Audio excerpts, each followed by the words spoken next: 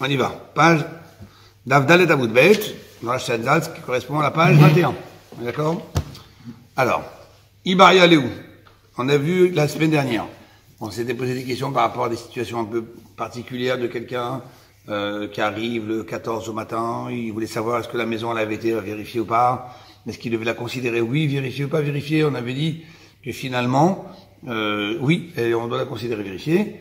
Après, on avait posé la question, qu'on avait amené un texte, on avait dit, regarde, même ceux qui d'habitude ne sont pas crédibles pour témoigner, comme les serviteurs, les enfants, etc., sont crédibles de dire oui, ça a été vérifié. Et on s'était posé la question, mais pourquoi leur parole, elle compte ici? Si tu me dis que la maison, elle est présumée vérifiée, j'ai pas besoin de leur parole. Alors, on est arrivé à la conclusion qu'en fait, on avait ici un autre problème, c'est que le propriétaire était présumé ne pas l'avoir fait. Parce que il était parti, on n'avait pas vu revenir, donc il y avait une présomption qui courait, comme quoi il a certainement pas vérifié sa maison. Maintenant, eux nous disent, non, vous inquiétez pas, on l'a vu, il est revenu, les gens n'ont pas aperçu, mais il est revenu, il a fait la vérification. Donc là, je considère leurs paroles pour, on va dire, contrecarrer la présomption comme quoi ils ne l'avaient pas fait. Donc leur parole et la mauvaise présomption s'annulent. Donc du coup, il n'y a plus rien. Et il me reste quoi alors? Il me reste que normalement une maison, elle est présumée avoir été vérifiée la veille de Pessah. Donc je peux considérer qu'elle a été vérifiée. Après, on a le cas suivant qu'on va faire aujourd'hui. Il va y aller où ils se sont aussi posé la question que dans un autre cas de figure qui va concerner l'abdika, à maskir baït la chaver. Maskir, on a dit, c'est le mot socher, qui veut dire sahar loué. On prend un salaire. On se fait payer. Donc, à maskir baït la chaver. Celui qui loue une maison à son ami, becheskat badouk, présumé avoir été vérifié. Ok. Lui, il fait confiance, il prend les lieux, il prend acte des lieux, et finalement, il s'aperçoit, mais attends, il n'a pas nettoyé ici. Ah, mais attends, mais il y a encore un morceau de tramette ici. Ah, mais il n'a pas fait l'abdika, c'est pas possible. Il s'aperçoit que, ou Matsao, et il trouve que finalement, chez Eno Badouk, ça n'a pas été vérifié. Alors, c'est quoi le problème? Maou, quelle sera la loi? C'est quoi le problème? Tu fais l'abdika, c'est quoi ton problème? Non, la loi c'est, miave, est-ce que ce sera kemekar, comme une transaction, taout erronée? Est-ce qu'on va dire, tu m'as loué quelque chose qui n'était pas prévu dans le contrat? Si je dis à quelqu'un, je lui dis, je te loue un 3 pièces, j'arrive, c'est un 2 pièces, il se passe quoi? On annule. On annule toute allocation 0, j'ai rien à te payer, tu m'as trompé, tu m'as dit 3 pièces avec 2 pièces. Tu me loues une maison, veille de Pessah, tu me dis, t'inquiète pas, l'abdika sera faite. Presque le badouk. Finalement, je m'aperçois qu'il n'y a pas l'abdika. Est-ce que je peux considérer que le manque d'abdika est une erreur dans l'allocation, et donc je peux annuler l'allocation? Imaginez, vous allez en Israël. Vous avez loué un Airbnb, des photos, bon. Vous arrivez, finalement, le Airbnb appartient à un juif. Vous arrivez, vous, veille de Pessah. L'abdika, c'est le soir, ou le matin. On va dire, parce que c'est présumé avoir été vérifié. Vous arrivez le matin, la veille, c'était l'abdika. Vous apercevez qu'il n'y a pas eu l'abdika. Finalement, le Airbnb ne vous plaît pas. Est-ce que l'argument qu'il n'y a pas eu l'abdika est suffisant pour dire, monsieur, Airbnb, vous me remboursez, vous n'avez pas fait l'abdika, c'était Cheskat Badouk. Il n'y a pas une clause, on a 3 jours. Ah, mais est-ce que ça fait partie des choses qui rentrent dans les 3 jours pour... ça les aide, ouais. Bon, ben c'est la question, elle se pose quand même. De toute façon, il n'a pas encaissé l'argent tant qu'on ne l'a pas dit sur le site Airbnb, tant qu'on n'a pas validé nous, il ne peut pas encaisser l'argent. Oui, mais si vous avez validé et que vous arrivez. Ah oui. Voilà. Donc c'est un exemple. Est-ce que est-ce que ce sera mikar taout, mikar comme une transaction, taout, erroné, faux, donc tu me rembourses. Et je trouve ailleurs. Des fois, ça peut être sincère. Il dit, non, moi, je vais pas me prendre la tête à faire la bika, machin, etc. On a vu que c'était vraiment quelque chose de lourd à faire, quoi. Et des fois, ça peut être un prétexte. Il cherche un prétexte parce qu'en fait, il a trouvé ailleurs mieux. Ça lui plaît pas, donc il s'appuie dessus. Donc c'est ça la question. Holo. Donc ouais, est-ce que oui ou non c'est considéré une transaction erronée, donc on annule, tu me rembourses, holo ou bien non? Alors, on peut avoir la même question avec la mezouza. Si on loue une maison, il n'y a pas la mezouza. On l'a loué pour un soir ou 2-3 jours comme ça. Vous n'avez pas d'obligation. C'est 30 jours. Je cherchais d'autres prétextes. Alors la Gemara dit, écoute, encore une fois, on n'invente rien. Qu'est-ce qu'on fait? On amène des textes. Des textes ou des paroles de sages avant nous qui vont nous servir de référence. Tashma. Tashma veut dire, ta, viens. Shma, écoute la preuve que je peux t'apporter. De'avarabai, Abaye a dit, lo mi baya. Non seulement, Beatra de l'Ayave, alors je traduis littéralement, donc Beatra, dans les endroits, des la Yahave, Yahiv, ça veut dire donner, des la Yahave, où on ne donne pas à gras de salaire, c'est-à-dire on ne paye pas au bas de coup pour faire la bika. Donc, ça veut dire qu'il y avait des endroits où les gens, tu leur demandais de faire la bika, mais il fallait les payer, c'est un travail. Donc, il y a des endroits où tu leur demandes de faire la bika, mais on ne paye pas. Une mitzvah. Vous savez, vous connaissez beaucoup de gens comme ça qui viennent dire comment, monsieur, mitzvah, mais c'est gratuit, c'est une mitzvah pour vous, faut vous demander de payer, monsieur.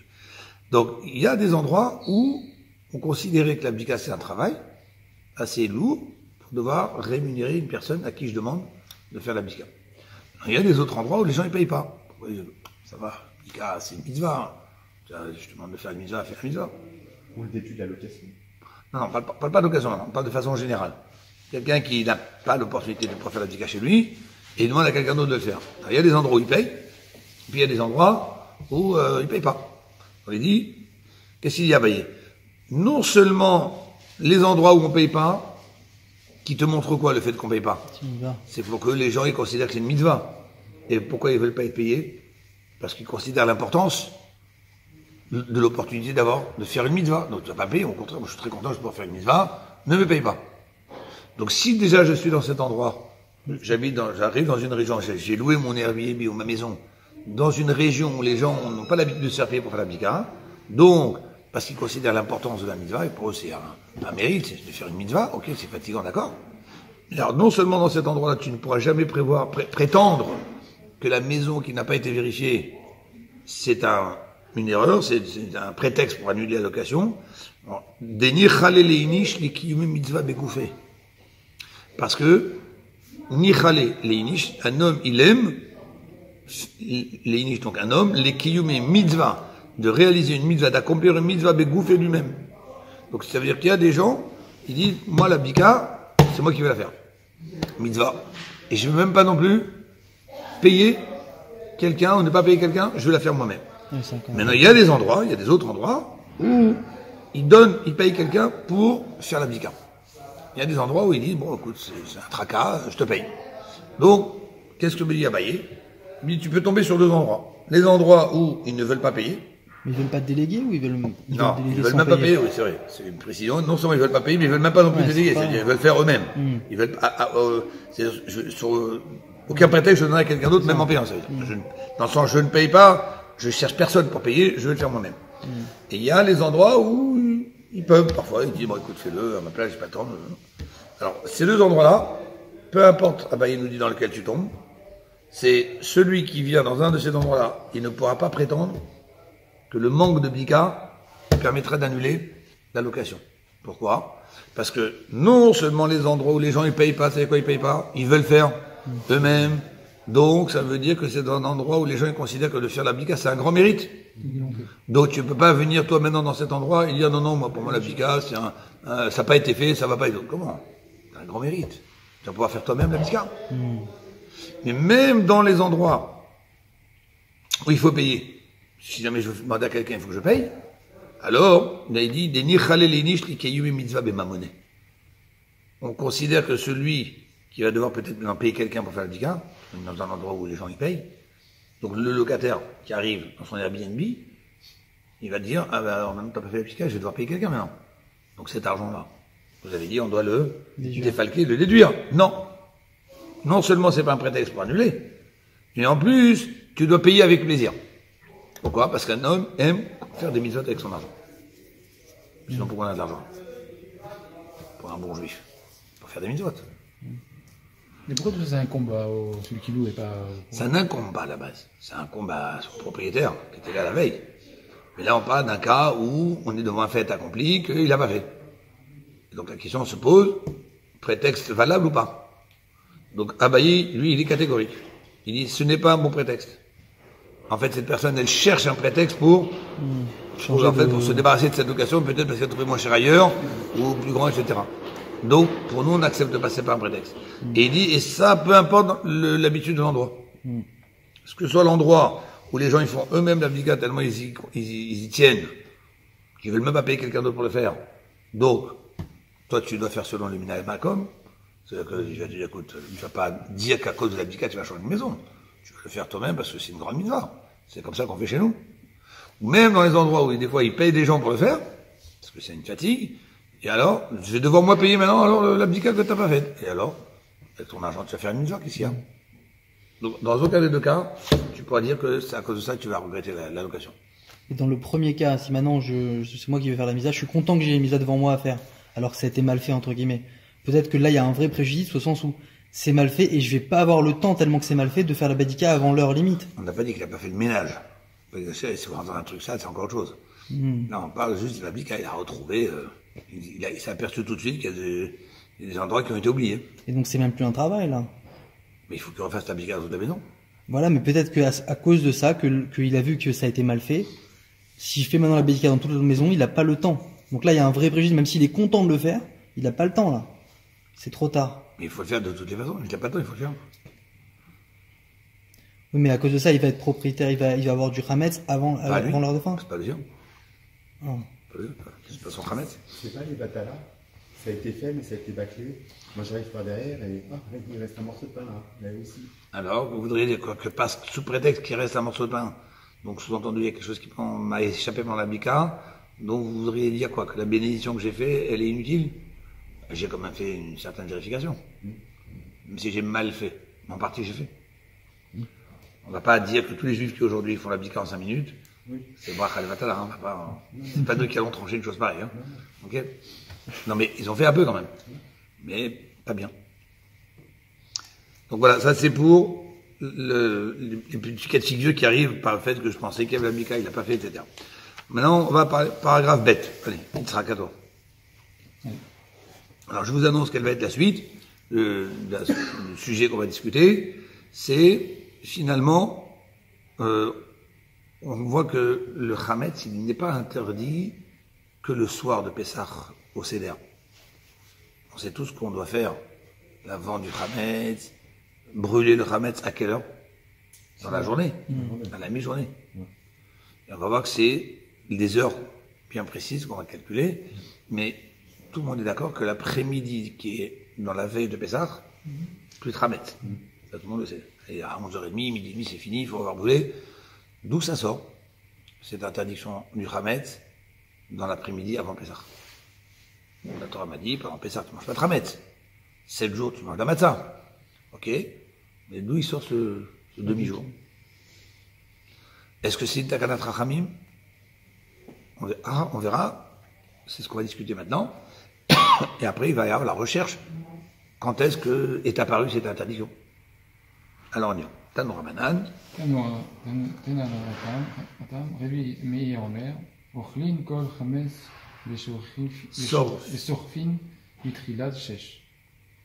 Alors déjà pour comprendre ça, on va faire une petite introduction, qu'on va rappeler, qu'on a déjà pris ensemble, que une journée, selon la loi juive, c'est 12 morceaux.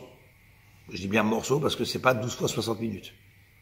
En ce moment, un morceau d'une journée, un des 12 morceaux d'une journée, ça fait 50 minutes, 45 minutes ou 50 minutes. C'est des morceaux courts. Mais toute journée, elle se coupe en 12.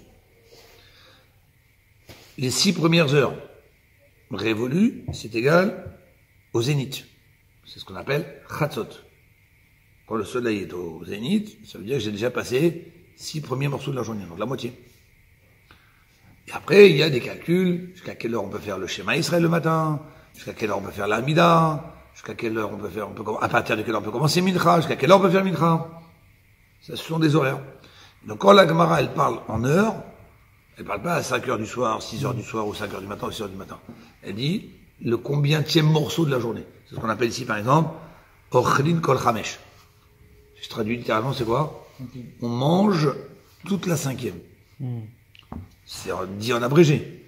Et ça veut dire que sur une journée qui est coupée en 12 morceaux, Jusqu'à la cinquième. et la matinée, elle a donc 6 morceaux, ça s'appelle des heures temporelles, relatives, qui dépendent du temps dans lequel on est.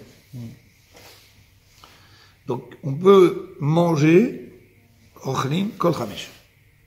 Toute la cinquième heure. Quelle cinquième heure? Ben, c'est-à-dire le cinquième morceau de la journée, qui commence au lever du jour. Donc, depuis le lever du jour, tu comptes 5 morceaux, jusqu'à la fin du cinquième morceau de temps, tu peux manger encore du Chametz. Ça, c'est Sorfin. Et une fois que la cinquième heure est révolue, que tu as fini ton temps de manger, Sorfin, Srefa, c'est brûlé, Betri la Tchèche, au début de la sixième. Mais ne va pas jusqu'à la fin de la sixième. On va voir pourquoi. Rabbi Yehuda Ça, c'est Omer. donc Rabbi Meir. Hein. Rabbi Yehuda Rabbi Omer. Yehuda Omer, Ochlin Kol Arba, Betolin Kol Chamesh, Vesorfin Betrila Shesh. Alors, Rabbi Meir, c'est ce qu'on fait aujourd'hui. Nous, on fait 3 temps. C'est-à-dire, Ochlin, Ochel, manger, Kol, Arba. Que durant la 4e heure. Alors que Rabbi Meir, il n'a pas du tout parlé de la 4e heure. Il a dit, tout s'arrête, fin de la 5e heure, tu brûles, début de la 6e heure. Là, Rabbi Yehuda dit, non, non. Tu manges jusqu'à la fin de la 4e heure de la journée. Tu as 1 heure de battement pour brûler, c'est ce qu'on fait aujourd'hui. Parce qu'il faut arrêter de manger à telle heure. Et après, on dit, il faut brûler à telle heure. Et en général, il y a 1 heure d'écart. Pourquoi? Parce qu'à la période de Pessah, 1 heure temporelle, ça équivaut à peu près 60 minutes. Donc c'est pour ça que ça tombe bien. Dans les calendriers, on dit, vous arrêtez de manger à 11h30 et on brûle à 12h30. C'est 1 heure de temps. Mais parce que c'est tombé que l'heure temporelle de ce moment-là, l'heure relative, elle est à la même correspondance que 60 minutes. Concrètement, lui, il te dit, 4e heure, fin de la 4e heure, t'arrêtes de manger. Il te reste 1 heure pour, quoi il a dit après? Tolin. Tolin, ça veut dire suspendre. On suspend, c'est-à-dire on arrête de manger, mais tu peux encore profiter du Chametz. Tu peux encore le vendre. Si tu veux. Pendant 1 heure. Sans le manger. Juste profiter. Et enfin, Sorfin Betulache, sur ça il est d'accord, on brûle au début de la 6e. Sur ça il est d'accord. Ok. Donc, il y a discussion, qu'est-ce qui se passe pour la 4e heure? Rabbi Meir, il n'y a rien jusqu'à la 5e heure, fin de la 5e heure. Pour Rabbi Yehuda, non, première étape, fin de la 4e heure, tu arrêtes de manger, tu peux encore profiter, à la fin de la 5e heure, tu arrêtes. Maintenant, la Gemara fait une synthèse. On y va? Techule Alma Mia, Chametz Mishesh Shaot, Umaela Asur. Minalan. Minalan. Alors on y va, traduction, des coulées alma, kola olam. Voilà, tout le monde. Donc ça veut dire, quand on dit tout le monde, c'est une expression pour dire, quand on a amené 2 avis avant qu'ils discutaient, quand on dit tout le monde, ça veut dire les 2 avis. Même si c'est pas une masse de foule de personnes, mais c'est, voilà. Tout le monde, c'est-à-dire les 2 avis qu'on a cités précédemment. Miha, c'est quoi Miha? Cependant, Chametz, c'est-à-dire que d'après tout le monde, cependant, le Chametz, Mishesh Shaot ou Malak, qu'est-ce qu'on a vu? Soit Rabbi Meir, soit Rabbi Yehuda, il faut tous, on est d'accord qu'il faut brûler à partir du début de la 6e heure. Ok? Mishesh Shaot ou Lema, là, à partir de la 6e heure et plus, Assour. D'après tout le monde. Mi, na, lan. D'où le sédon. D'où ça sort. Et alors, on y va. Amar Abaye. À vous de jouer. Vas-y. Amar Abaye, Tarei, Karei, Chtive, Ktive. Donc, vous avez ici, là, avec les voyez, là, si vous voulez. Non, il n'y a pas ici, mais pas les voix, là. Si. Non. C'est ça.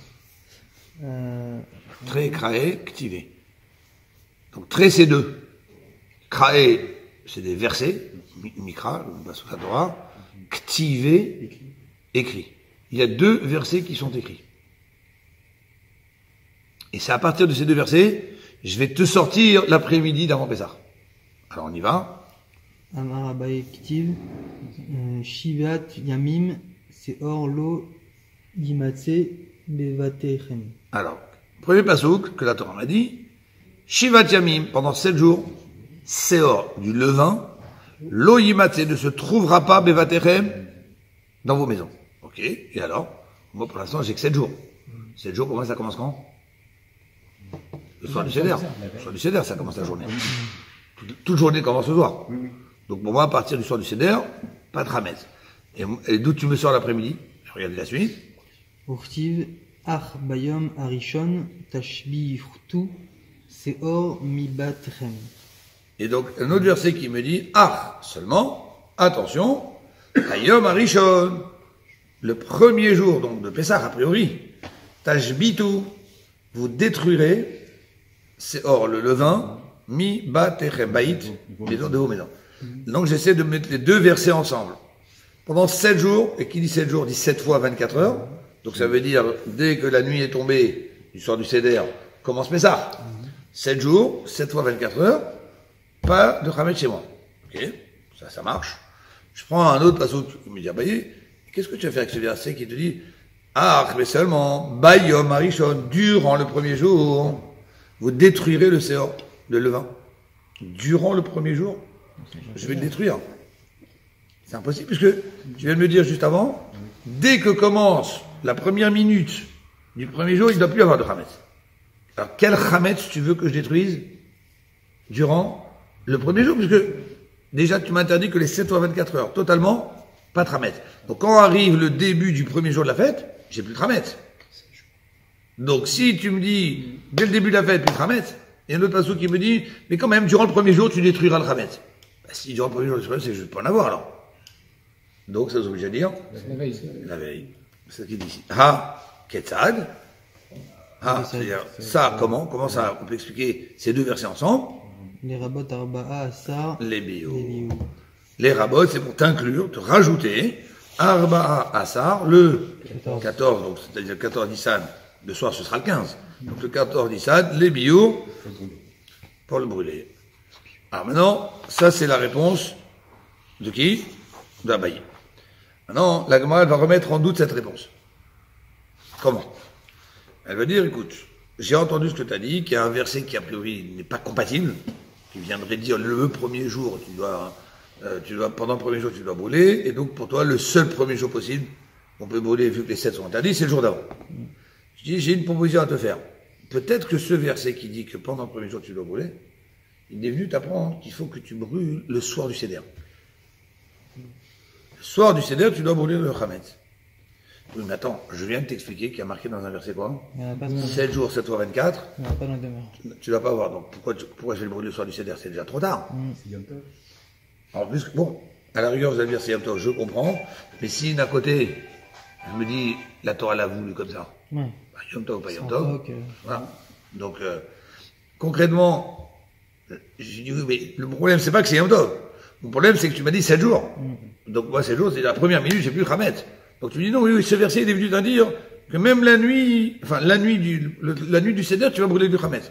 Et peut-être que là, Pas besoin. le jour c'est le matin ici. Alors justement, la Gemara, elle explique pourquoi elle aurait pensé une chose pareille. Il dit parce que c'est vrai qu'il y a le verset qui dit 7 jours, pas de Hametz chez vous.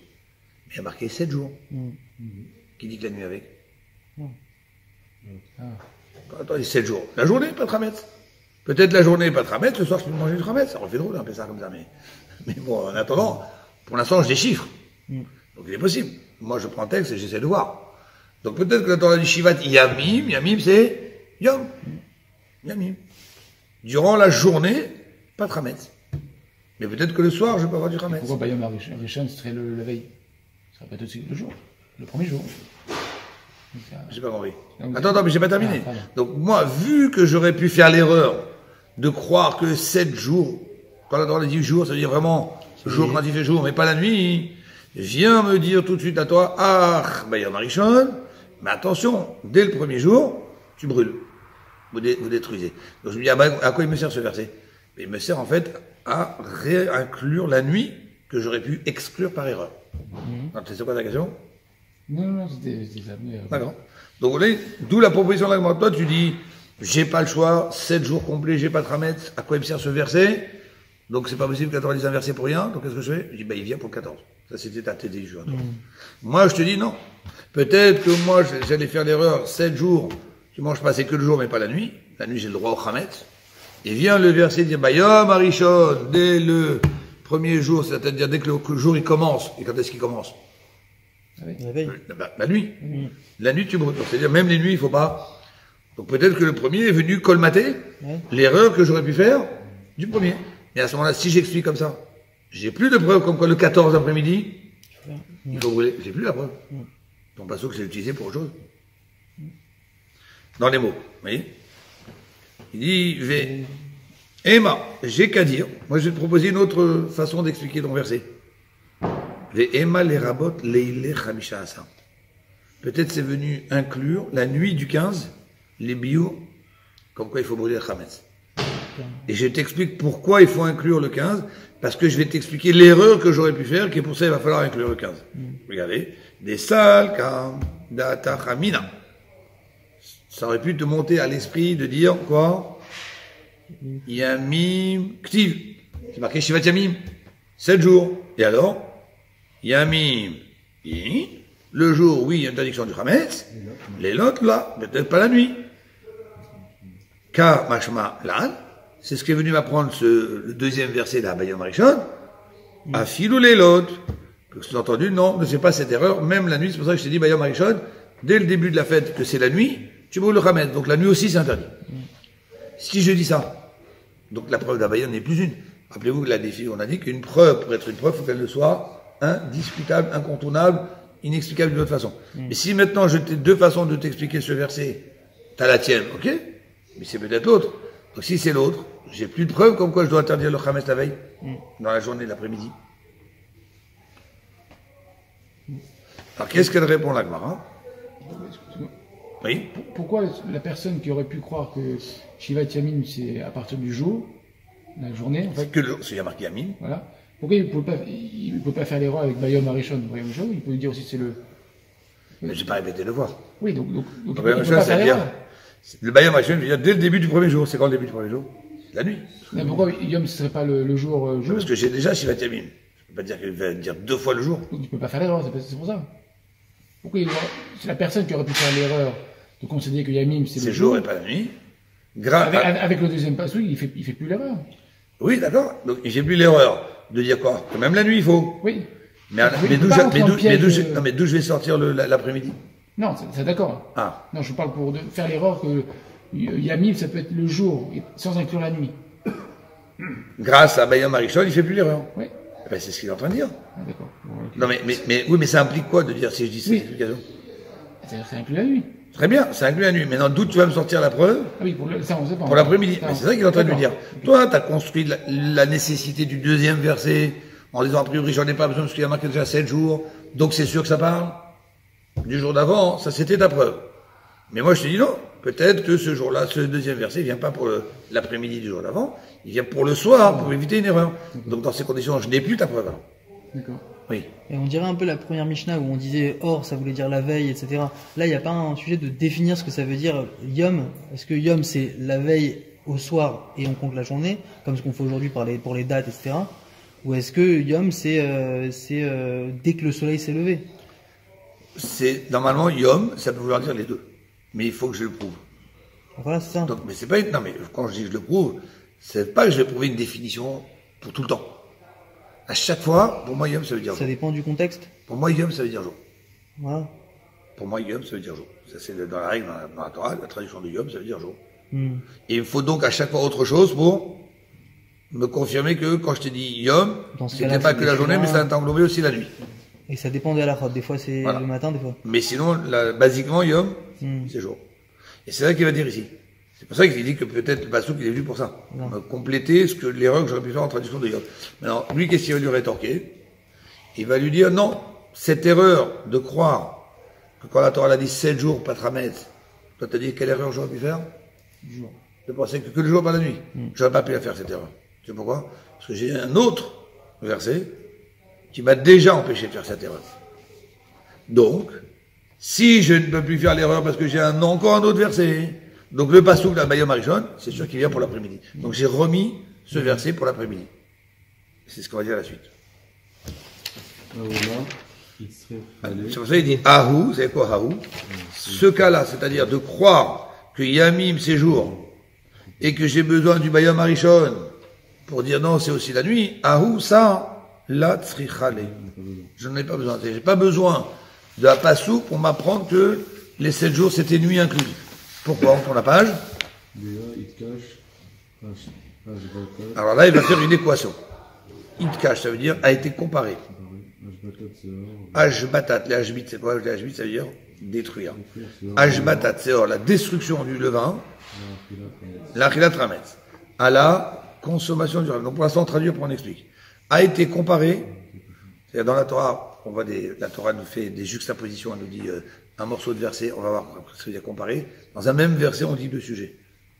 Ici, dans un même verset, on dit deux sujets, ça veut dire que c'est un signe que la Torah veut qu'on compare les deux sujets qui sont dans le verset et que les lois de l'un peuvent se rapporter aussi sur l'autre. Comme on va développer, vous allez voir. Donc, a été comparé la destruction du Hametz, du Seor, à la consommation du Hametz et là, a été comparé lui aussi à la consommation de la matzah. Ça veut dire quoi tout ça? A égale B, B égale C. Donc, A est égal à C. D'accord? Équation. A, c'est l'interdiction de manger, l'interdiction donc non, la mitzvah de détruire, d'éliminer du levain de la maison. B, c'est l'interdiction de consommer du chametz.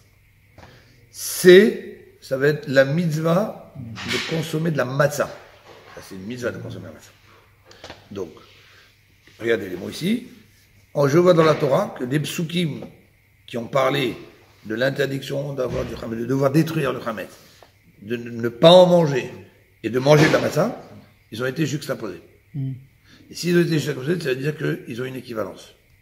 Ce qui veut dire que quand l'un sera interdit, l'autre sera interdit, ou quand l'autre est permis, l'autre est permis.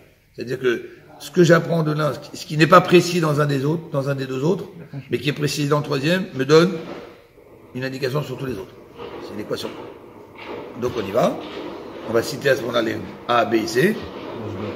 Alors, Ashbatat Seor, l'Achilat Rametz. Donc je vois que la destruction du Seor, du levain, a été comparée à l'interdiction de manger du Chametz. Où ça? Voilà le pasouk. Ça c'est la première partie du verset. Shivat Yamim, pendant 7 jours, Seor du levain, lo imatse ne se trouvera pas. Et après? Car tout celui qui mange quelque chose à base de levain, Venicheta, il sera Chayav Karet. Chayav Karet, c'est-à-dire qu'il mourra plus jeune. Retranché dans le sens où Dieu le fera mourir plus vite. Qu'est-ce que je vois ici dans ce verset? Pas de Seor dans vos maisons, car tout celui qui mange du Chametz sera puni. Donc j'apprends ici, pas posséder du Seor, et pas manger du Chametz. Tout celui qui en mange, il sera puni. Donc j'ai A qui est égal à B. Enfin, qui a été juxtaposé avec B. Maintenant, ça c'est pour A et B. Maintenant, où est-ce que je vois que B est égal à C? On y va. Et je vois que l'interdiction de manger du Chametz a été comparée à la mitzvah de manger la matzah. Dictive. Oh. Qu'est-ce qu'on voit de là? Kol machmetzet lo tochelu. Mangerez pas de Chametz. Et après, qu'est-ce que ça a marqué? Chol mojvotechem tochelu matzot. Par contre, pendant, vous mangerez des matzot dans vos demeures. Donc je vois ici que B, qui est l'interdiction du Chametz, a été juxtaposé, a été comparé avec la mitzvah de manger de la matzah, parce que mangez pas de Chametz, mangez de la matzah. Et là, juste avant, c'était quoi? C'était ne possédez pas du Chametz, ne mangez pas du Chametz, ne mangez pas du Chametz, mangez de la matzah. Donc A est égal à B, qui est égal à les A est comparé avec B, B est égal à. Donc c'est pour t'apprendre que les lois de l'un vont s'appliquer dans l'autre. Et alors, regardez la suite.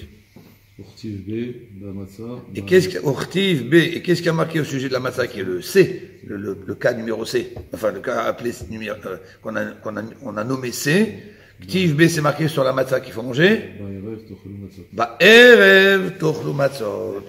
Le soir de Pessah, manger de la matzah. C'est pour ça d'ailleurs qu'on fait que une seule fois, enfin en Israël il y a 15 jours, en Chosalaret il y a 2 jours de Yom Tov. Mais c'est pour ça qu'on fait que le soir du Seder, la bracha de Alachilat Matzah. Vous avez déjà posé la question? Déjà plein de gens se posent la question. On fait Alachilat Matzah, on fait Alachilat Matzah, le midi, le machin, les autres soirs. C'est quoi la réponse? Elle est très simple.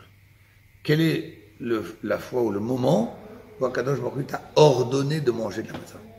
Je pourrais dire, c'est 7 jours de manger de la matzah. Non. Dieu t'a dit que si tu veux manger quelque chose qui est à base de céréales, si tu veux manger, alors tu manges en forme de céréales non levées, c'est-à-dire matzah. Par contre, le premier soir, torche de matzah. T'as mal au ventre, t'as mal aux dents, t'as ce que tu veux, t'as 49 fièvre, t'es au lit, tu te débrouilles, t'avales de la matzah. Torche matzah, manger de la matzah. C'est une obligation. Plus la picole. Alors on peut dire que la chikoban, c'est un rajout des chachamim, mais peut-être que dans ce cas-là, il peut s'acquitter s'il n'est vraiment pas bien. Mais en tout cas, pour faire la mise à la Torah, il est obligé de se forcer. Et c'est pour ça que, comme c'est que le premier soir, ou en coup de l'arrêt, c'est les 2 soirs du Seder, qu'on a l'obligation de manger la matzah pour coûte. Donc il n'y a que ces soirs-là où on dit Asher, Kedishanu, Bemizvoda, Vetivanu, Sivanu. C'est quoi Sivanu? Il nous a ordonné de manger la matzah. Les autres soirs, les autres jours, comme c'est du pain, je dois faire une bracha avant de manger quelque chose. Et le Kedom Elecholam, il n'y a pas Asher Kedishanu. Juste, le Kedom Elecholam, Amotzi Lachim Naretz. Le midi, c'est ça? Le midi. Le deuxième soir. Et tous les autres jours de Pessah. Le deuxième soir. En galou, vous dites. Oui, à part le deuxième soir, on recopie le premier soir. Mais sinon, à part ces moments-là où c'est obligé. Même le deuxième soir, on s'arrête, on dit à la Méria. Oui, les chacham, à la Khilat Matzah. Ouais. Oui, parce que les chachamim n'ont pas voulu qu'on fasse une différence entre le premier et le deuxième jour.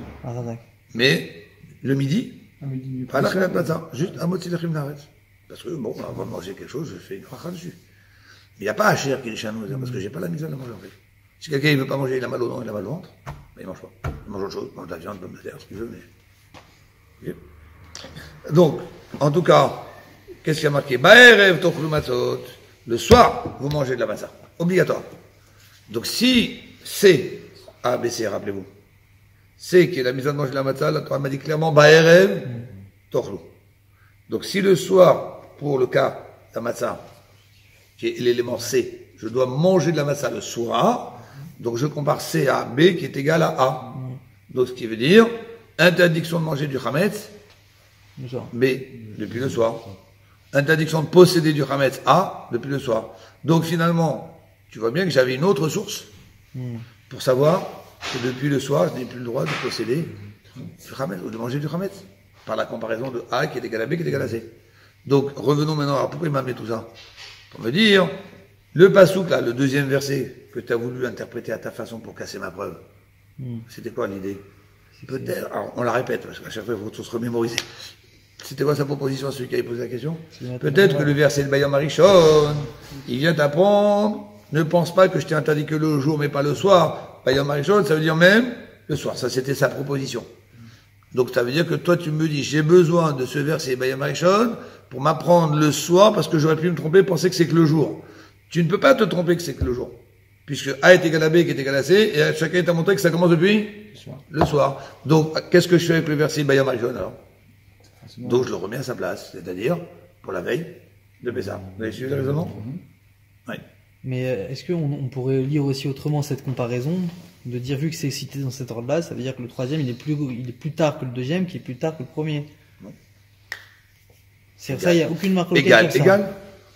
Il n'y a aucune... c'est une des méthodes de déchiffrer les codes de la Torah.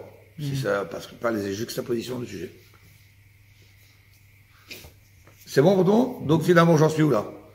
Bah tu vois bien que mon pasouk Bayam Arishon, il n'est pas venu pour éviter l'erreur de croire que le soir, là, et que c'est que pour le soir qu'il faut, mais non. Ça, de savoir que le soir, j'en mange pas, je l'ai appris d'ailleurs, A est égal à B qui est égal à C. Donc ça je sais que je mange pas le soir. Alors, qu'est-ce que je fais pour mon pasouk Bayam Arishon? C'est pour l'après-midi. D'accord? Donc je reprends le pasouk de Bayam Arishon, le deuxième verset, je le reprends pour l'après-midi. Puisqu'il n'est plus pour le soir. Parce que le soir, je savais d'ailleurs. Et pourquoi pas toute la journée? Après, pas de question. On va demander. Bon, déjà, on trouve déjà notre base. D'accord. VMA. Alors maintenant, proposition de... À toi, Shimon. Ve'ema la lirabot lel arba'a asar la biur. Ah. Si déjà tu dis Bayam Arishon, et que maintenant, pour toi, Yom, ça inclut la nuit. Donc ça y est, maintenant j'ai appris que dans Pessah, la nuit ça va avec le jour, c'est ensemble, oui? C'est indissociable. Ok, alors maintenant, ton Bayam Arishon, tu m'as dit c'est l'après-midi. Ben non. La nuit va avec le jour, peut-être que c'est depuis Ah oui. la veille. Donc ça se trouve déjà dès le soir de l'abdika. Fini. Plus de Hametz. Plus manger de Hametz. C'est ça, d'où la question. Ve'ema, j'ai qu'à dire. Les rabots, ça vient inclure les l'arbassa. La nuit du 14, la nuit d'avant, c'est-à-dire. Pas que l'après-midi, la veille de Pessah. Avant Pessah. La nuit d'avant, toute la journée. La bio qui va aussi détruire le Hametz. Ça, c'est point d'exclamation en forme de question. Et qu'est-ce qu'elle répond à la Gemara? Bayom, Ketiv et Ema. C'est marqué Bayom, Ktiv. Point, deux mots. C'est écrit Bayom Arishon. C'est écrit que le jour. Donc là, tu peux pas me rentrer la nuit avec. Parce que pour te rentrer la nuit dans Pessah, dans les 7 jours, comment j'ai fait? Il a fallu que je te trouve une équation. Ah, qui était pas là, mais sinon, tu aurais su quoi? Tu aurais pensé que c'est que le jour, sans l'équation. Ça dépend de l'avis. L'avis d'avant, il disait le premier avis. Il disait que le jour, c'était tout le temps avec la nuit et la veille. Non, parce que lui, il lui a proposé peut-être que... Voilà. Oui, mais parce qu'il fallait... Le Bayom Arishon, il voulait l'utiliser pour me dire que le Yom, ça va avec la nuit. Mais sinon, moi-même, Yom, pour moi, c'est quoi? C'est jour. Donc, c'est vrai, il dit, là, c'est marqué Bayom Arishon. La journée, il faut arrêter le Hametz. Donc, tu peux pas mettre la nuit. T'as pas d'autre appui pour dire qu'il faut mettre ici la nuit aussi. Alors que dans Pessah, finalement, pourquoi j'ai dit qu'il faut interdire et la nuit et le jour? Parce que j'avais l'équation. Qui est balancée, hein, donc, ça m'a dévoilé. Sous-entendu, tant que j'ai pas quelque chose qui me montre que Yom, ça veut dire depuis la nuit, pour moi, Yom, ça reste Yom. Donc, c'est pour ça. Maintenant, ok, alors, j'accorde cette réponse, mais il lâche pas le morceau. Et qu'est-ce qu'il lui dit? Mitzafra. Entre lui, a fait, Yom, toute la journée. Pourquoi midi? C'est depuis le matin. Yom Arishon. Réponse, Ach, Chilek. Le mot Ach, parce que c'est marqué dans le passouk. Ach, Bayom Arishon. Le mot Ach, c'est une règle aussi. On sait que le mot Ach, qui est utilisé dans un sujet, c'est pour séparer. Ach, le mot Ach, Chilek, qui vient couper en deux. Donc si je te dis Ach, Bayom Arishon, traduction, la moitié du Yom Arishon. Si tu trouves le Ach dans un autre endroit, ce sera la moitié de. C'est une règle. Ach, Chilek. Le mot Ach, il vient toujours dire qu'il y a moitié-moitié. C'est une règle. Donc finalement, on a une preuve ou pas alors? Est-ce qu'on a la preuve comme quoi le 14 après-midi, il ne faut pas manger de Hametz à cause de Bayom Arishon? Bayom Arishon. Je t'ai amené à la déduction que Bayom Arishon, ça ne peut pas être le premier jour de Pessah, parce que c'est déjà interdit les 7 jours, et la nuit. Donc, je suis obligé de dire que ça part la veille. Tu me demandes pourquoi pas toute la journée, depuis la veille au soir, parce que c'est marqué Bayom, et tu me demandes pourquoi pas depuis le matin, parce que c'est marqué Ach. Ok, ça c'est la preuve de qui? Abaye. Non, la Gemara n'a pas terminé. Il y a d'autres sages qui vont amener d'autres preuves. D'où on apprend la veille de Pessah pour le Hametz, interdiction. Allez-y. Donc, dans la yeshiva, dans la maison d'études de Rabbi Ishmael Tana, ils enseignent. Eux, ils ont une preuve très courte. Allez-y. Oh. Matsinu, on trouve dans la Torah, Arba Asa, comme quoi le 14, Nikra, est appelé. Rishon, premier. Parce que nous, dès qu'on a pensé premier jour de Pessah, c'était pendant le 15. Le jour même de Pessah. Mais tu vas voir que le mot Rishon, 14, le Rishon, parfois, il va aussi sur le 14. Où tu vois ça? Chez Yémar, comme il est dit, Barishon, Be'arba Asa. Oh, c'est clair. Barishon, c'est-à-dire le premier, oui. Mais la Torah elle-même précise. Be'arba Asa Yom la Chodesh, le 14e jour du mois. Voilà. Lui, il dit, c'est simple. Bayom Arishon. Vous arrêterez de manger du Hametz. Pour moi, ce Bayom Arishon, c'est le 14. D'où tu sens Bayom Arishon 14? C'est pas le jour de la fête. Non. Il y a des fois que 14, Rishon, ça veut dire 14. Oui, c'est la preuve, j'arrête là. Donc, le 14 lui-même, c'est intelligent. Après, je vais lui reposer la question, hein, pourquoi pas toute la journée? Je vais répondre à la même réponse. Ça a coupé en deux. Preuve suivante. Rav Nachman bar Yitzhak Amar, donc Rav Nachman Bar Yitzhak dit, Rishon de Meikara Mashma. Lui, il dit carrément, moi j'ai une autre traduction de Rishon. Faut pas toujours traduire premier. Tu traduis premier tant que t'as pas d'autre traduction. Mais si je te trouve un appui dans la Torah, une source dans la Torah, comme voit le mot Rishon, il peut aussi vouloir dire une autre traduction, qui serait quoi? Le jour d'avant. Le mot Rishon voudrait pas seulement être dans le sens d'être premier de quelque chose, d'une série, mais peut-être que le mot Rishon peut vouloir dire aussi avant. Oui, mais dans Bereshit, il y a Rishon, il y a Shivi. On n'a pas dit qu'on va changer toutes les traductions de Rishon. Là où il y a marqué Yom Rishon, que c'est dans Bereshit, ça s'appelle pas le jour d'avant, ça s'appelle le premier jour. D'abord, c'est pas marqué Yom Rishon, c'est marqué Yom Echad. C'est bien. Mais bon, mais encore une fois, il y a d'autres endroits où il y a marqué Rishon dans la Torah. Il y a d'autres fêtes où il y a marqué Rishon. On parle de Sukkot, Yom Rishon, Kartem Lachem, Yom Rishon, le Priyat Sadar pour le Lulav, etc. Donc, on va pas en train de changer toutes les traductions du Rishon. Mais on trouve que le Rishon peut être aussi utilisé dans la traduction de avant. Et il va amener une preuve. Où ce verset-là, vous n'avez pas d'autre façon de traduire Rishon que par le mot avant. Et vous ne pouvez pas mettre le premier. On y va, il amène la preuve. Donc on trouve, Matsinu, c'est ça qu'il a voulu dire. Donc Matsinu, on trouve. Non, pardon. Rishon de Mikara Mashma. Il a dit le mot Rishon, il veut dire ici le jour d'avant. Mikara d'avant. De'amar Kra, comme dit le verset. Rishon, Adam, Tivaled. Arishon Adam Tivaled. Qu'est-ce que ça veut dire cette phrase? Alors d'abord, où est cette phrase? Cette phrase, elle est dans Iov. Vous savez que Iov, c'est quelqu'un qui a souffert énormément, qu'il était un homme très riche, il avait une famille, des enfants, etc. Et puis, il a voulu mettre à l'épreuve. Une des explications, on explique pourquoi il a subi cette épreuve, c'est parce que quand Pharaon a commencé à voir les Juifs se multiplier, il a réuni ses conseillers pour leur demander qu'est-ce qu'on fait avec les Juifs. Il y avait Yitro, Iov et Bilam. Et Iov, lui, il voulait pas qu'on fasse du mal aux Juifs. Il s'est tué, mais il s'est sauvé. Parce que Pharaon, il en a voulu, il ne l'a pas abondé dans son sens. Bilam, lui, il a commencé, oui, il faut les asservir, etc. Il a fini lui-même exécuté par les Juifs, il a été tué par les Juifs. Et Yitro, lui, il a dit non. Yitro, il a dit, il faut pas leur faire du mal. Et du coup, Pharaon lui en a voulu, il s'est sauvé à Midian. Et il a été récompensé. Récompensé que sa fille s'est mariée. Et pas que sa fille d'ailleurs. Il y a aussi, pas qu'une fille, je veux dire qu'il y a une grandeur. Il y a une autre fille aussi qui s'est mariée avec Éléazar, le fils de Aaron. Donc même la Kéoula. Concrètement,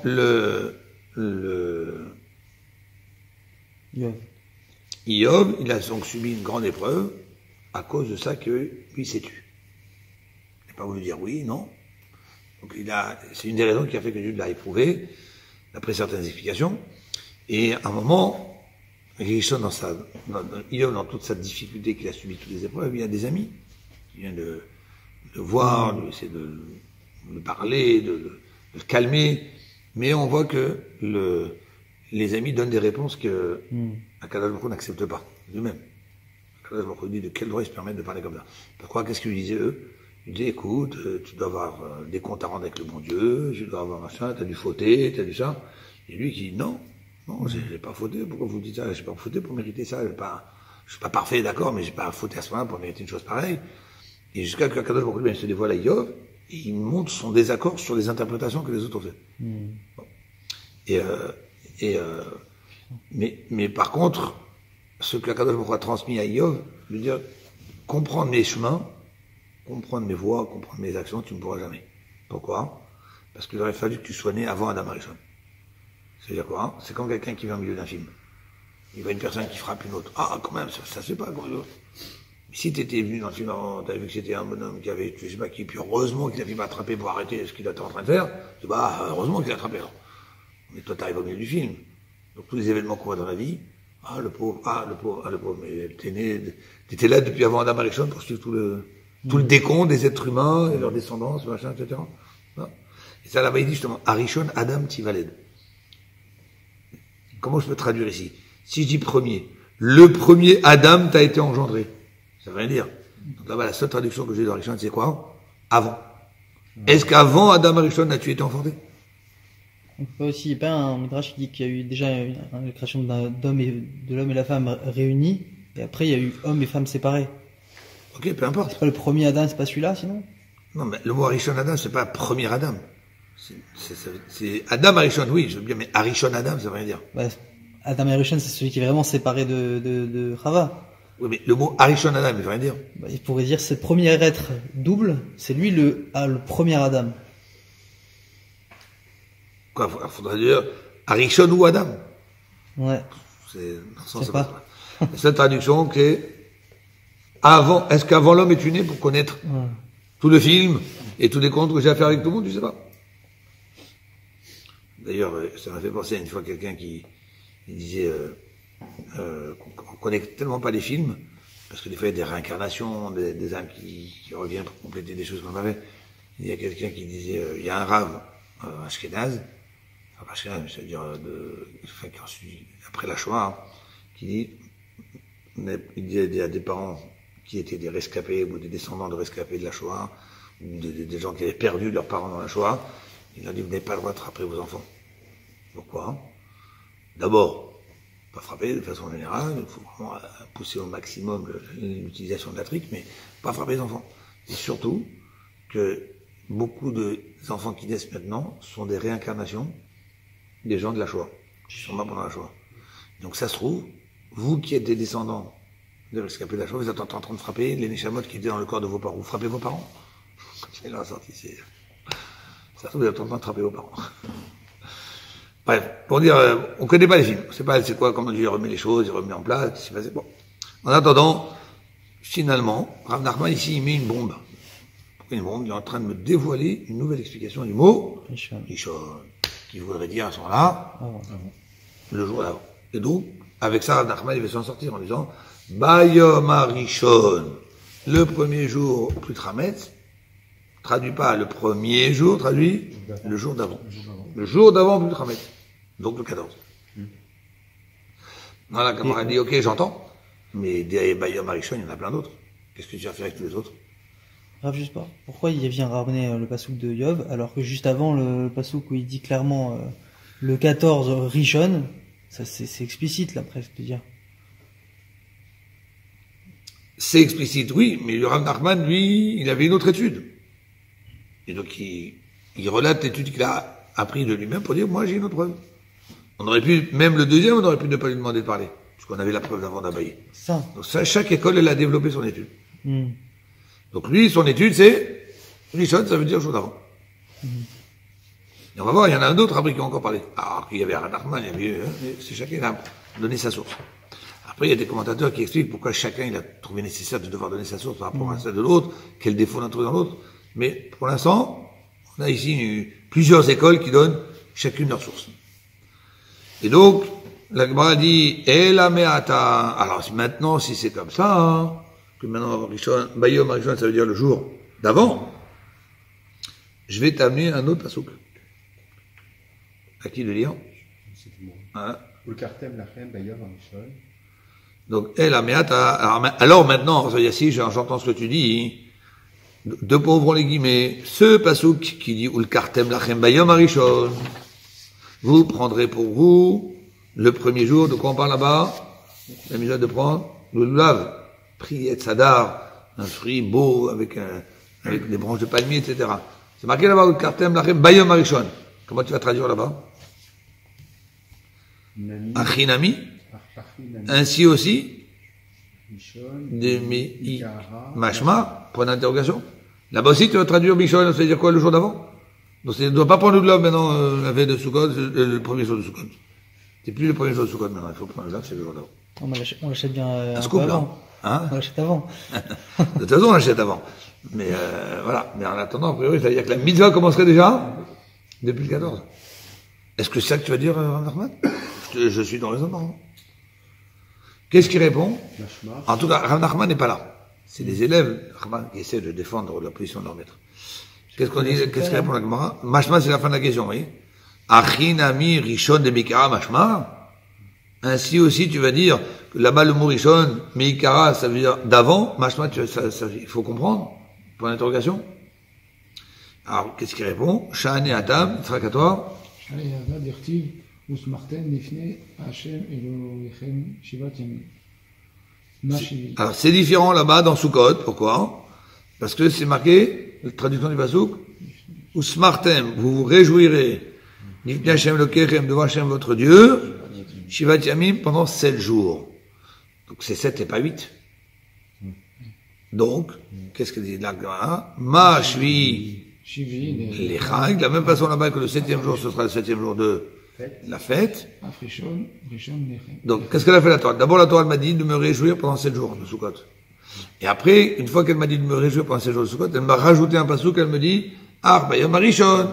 Papa, elle m'a dit, ou Bayom Arishon, vous prendrez, Udgartem Lachem Bayom Arishon. Donc, maintenant que la Torah elle m'a déjà dit que je dois me réjouir 7 jours, et qu'après 7 jours, elle me dit, mais attention, le premier jour, à part la réjouissance que je t'ai demandé, il faut aussi que le premier jour, tu prennes le lulav. Donc là-bas, premier, je peux plus traduire le jour d'avant. Parce que d'ailleurs, on m'a déjà dit avant, 7 jours la fête. Donc 7 jours la fête, donc quand tu me marques après Bayom Arishon, premier jour de quoi? De ces 7 jours de la fête dont je t'ai parlé. Alors soyez ici, ma shvi les chag, parce que quand je dis 7 jours de fête, ça va jusqu'au 7e, inclus Av Rishon les chag. La même chose aussi, le premier jour, donc je t'ai dit, mais le premier jour, il faudra pas oublier de prendre de l'ulav, pas de l'ulav, de ces 7 jours dont je t'ai parlé avant. Le premier jour de ces 7 jours. Ah, maintenant, la Gemara, elle dit, donc alors je reprends. Toi, tu me dis que Rishon, ça veut dire jour d'avant. Ok. Je t'amène le passouk du Lulav où il y a marqué Bayom Rishon. Je te dis, il faudra dire aussi le jour d'avant. Tu me dis non, parce que là-bas, il y a marqué que 7 jours. Il faut se réjouir, donc, une fois que je t'ai parlé des 7 jours, le premier jour dont je te parle, c'est le premier des 7 jours. Ok. Alors, je reviens sur le Chametz. Quoi? Achanami. Aussi dans le Chametz, qu'est-ce qu'il y a marqué? Bayom Rishon, Tashbitu. Et alors? Qu'est-ce qu'il y a marqué après? Shivat Yamim Matzot Tochelu. Là aussi, c'est marqué de la façon. Pendant 7 jours, vous mangerez de la matzah, mais le premier jour, il faudra détruire le chametz. Donc, je vais comprendre la même chose. Si tu dis 7 jours de matzah, premier jour, tu détruis le chametz, quel premier jour? Le premier jour des 7 jours dont je t'ai parlé avant, non? Donc, sous-entendu, pourquoi dans Pessah, tu me dis que quand il y avait marqué Bayom Arishon, ça voulait dire le jour d'avant? Je t'emmène chez Sukkot, je vais traduire aussi là-bas le jour d'avant. Tu m'as dit non, là-bas il y a marqué 7 jours pour faire la fête, donc le Rishon, c'est le Rishon des 7 jours. Alors je reviens sur Pessah, où tu m'as dit que le Rishon, ça voulait dire le jour d'avant. J'ai dit aussi, il ne faut pas dire le jour d'avant, parce qu'il y a marqué aussi, pendant 7 jours, vous allez manger les matzot. Donc, quand la Torah m'a dit le premier jour, tu détruis le chametz, c'est le premier jour des 7 jours où je t'ai demandé de manger la matzah. Donc ça revient que, encore une fois, le premier jour, ça ne peut pas traduire le jour d'avant. C'est deux choses l'une.